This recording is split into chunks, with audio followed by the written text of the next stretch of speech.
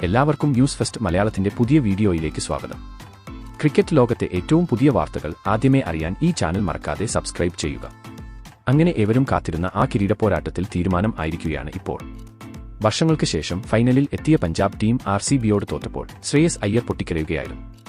വിരാട് കോഹ്ലിക്കെതിരെയും സ്വന്തം ടീമിനെതിരെയും അയ്യർ നടത്തിയ ചില പരാമർശങ്ങൾ കേട്ട് എല്ലാവരും ഞെട്ടി.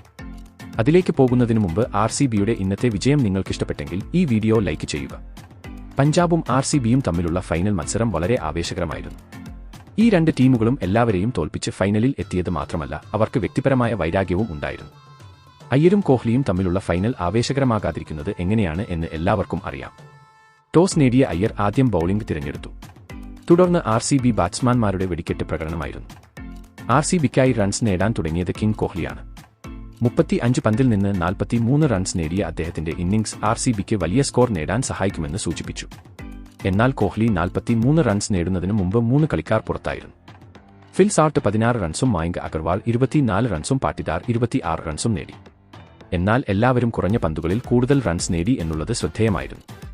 മായങ്ക് 18 പന്തിൽ നിന്ന് 24 റൺസും പാട്ടിദാർ 16 പന്തിൽ നിന്ന് 26 റൺസും നേടി. ഇതിനുശേഷം ജിതേഷ് ശർമ്മ 10 പന്തിൽ നിന്ന് 24 റൺസും ലിവിംഗ്സ്റ്റൺ 15 പന്തിൽ നിന്ന് 25 റൺസും നേടി.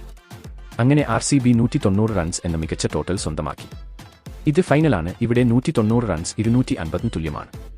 പഞ്ചാബ് ടീം ഒരു ചേസിംഗ് മാസ്റ്ററാണെന്ന് എല്ലാവർക്കും അറിയാം. എന്നാൽ ചിലപ്പോൾ മാസ്റ്റർക്ക് പോലും ഗ്രാൻഡ് മാസ്റ്റർക്ക് മുന്നിൽ തലകുനിക്കേണ്ടി വരും.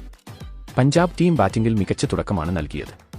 പ്രിയാൻഷ് ആര്യ 19 പന്തിൽ നിന്ന് 24 റൺസും സിമ്രാൻ സിംഗ് 22 പന്തിൽ നിന്ന് 26 റൺസും നേടിയിരുന്നു.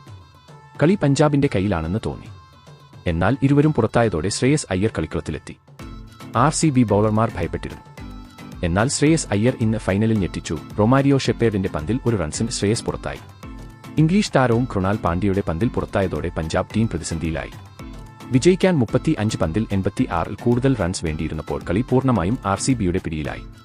പഞ്ചാബ് ടീമിന് തോൽക്കുകയല്ലാതെ മറ്റു വഴികളില്ലായിരുന്നു. അവസാനം നിഹാൽ വധേരയും ശശാങ്ക് സിംഗും ഏതാനും ബൗണ്ടറികൾ നേടിയെങ്കിലും 5 ഓവറിൽ 30 റൺസ് എന്ന നിലയിൽ കാര്യങ്ങൾ അവസാനിച്ചിരുന്നു. ആവശ്യമായ റൺ റേറ്റ് കുതിച്ചുയരുകയും പഞ്ചാബ് ടീം ഈ മത്സരത്തിൽ പിന്നോട്ട് പോവുകയും ചെയ്തു. ഒടുവിൽ അവരുടെ വർഷങ്ങളോളമുള്ള കാത്തിരിപ്പ് അവസാനിച്ചു. മറുവശത്ത് ഫൈനൽ വിജയിച്ച് RCB തങ്ങളുടെ സ്വപ്നം സാക്ഷാത്കരിച്ചു. RCBയോട് തോറ്റപ്പോൾ ശ്രേയസ് അയ്യർ വിങ്ങിപ്പൊട്ടി. വിരാട് കോഹ്ലിയെക്കുറിച്ചും പഞ്ചാബ് ടീമിന്റെ തോൽവിയെക്കുറിച്ചും അദ്ദേഹം പറഞ്ഞ കാര്യങ്ങൾ കേട്ട് ആരാധകർ അമ്പരന്നു. തോൽവിക്ക് ശേഷം അയ്യർ പറഞ്ഞത് ഇങ്ങനെ ആയിരുന്നു: ഈ തോൽവിയെക്കുറിച്ച് പറയാൻ എനിക്ക് വാക്കുകളില്ല. ഈ തോൽവിക്ക് ഏറ്റവും വലിയ ഉത്തരവാദി ഞാൻ തന്നെയാണ്. പഞ്ചാബ് ടീമിനെ ഫൈനലിൽ എത്തിച്ചത് ഞാനാണ്. എന്നാൽ ഇന്ന് ഞാൻ ഒരു റൺസ് മാത്രം നേടി പുറത്തായി. ആരെയാണ് ഞാൻ കുറ്റപ്പെടുത്തേണ്ടത്? ഞങ്ങളുടെ ടീം ബൌളർമാർ അമിതമായി റൺസ് വഴങ്ങിയെന്ന് ഞാൻ സമ്മതിക്കുന്നു.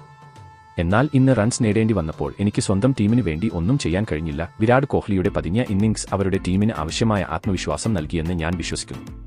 പതിയെ കളിച്ചിട്ടും അദ്ദേഹം 43 റൺസ് നേടി. അത് അവരുടെ ടീമിന്റെ വലിയ സ്കോർ നേടുന്നതിൽ നിർണായകമായിരുന്നു. ഞങ്ങൾക്ക് അത് ചേസ് ചെയ്യാൻ കഴിഞ്ഞില്ല. ഞങ്ങളുടെ സ്വപ്നം തകർന്നു എന്ന് എനിക്ക് വിശ്വസിക്കാൻ കഴിയുന്നില്ല. 2 കൈകളും കൂപ്പി ഞാൻ എന്റെ പഞ്ചാബ് ആരാധകരോട് ക്ഷമ ചോദിക്കാൻ ആഗ്രഹിക്കുന്നു. വിരാട് കാരണം ഞങ്ങൾ ഫൈനലിൽ തോറ്റു. എന്നാൽ അടുത്ത തവണ ഞങ്ങൾ അവരെ വെറുതെ വിടില്ല. തോൽവിക്ക് ശേഷം അയ്യർ തകർന്നു പോയിരുന്നു. ലക്ഷ്യം നേടുന്നതിൽ തനിക്ക് എവിടെയോ പിഴവ് പറ്റിയെന്നും വിരാടിന്റെ ഇന്നിംഗ്സ് പ്രധാനമായിരുന്നു എന്നും അദ്ദേഹം തന്റെ പ്രസ്താവനയിൽ വെളിപ്പെടുത്തി. നിങ്ങളുടെ അഭിപ്രായത്തിൽ പഞ്ചാബ് തോറ്റത് അയ്യർ കാരണമാണോ അതോ കോഹ്ലി കാരണമാണോ? നിങ്ങളുടെ അഭിപ്രായങ്ങൾ താഴെ കമന്റ് ചെയ്ത് അറിയിക്കുക. അപ്പോൾ ഇതുപോലത്തെ കൂടുതൽ ക്രിക്കറ്റ് വാർത്തകൾക്കായി ഈ ചാനൽ മറക്കാതെ സബ്സ്ക്രൈബ് ചെയ്യുക.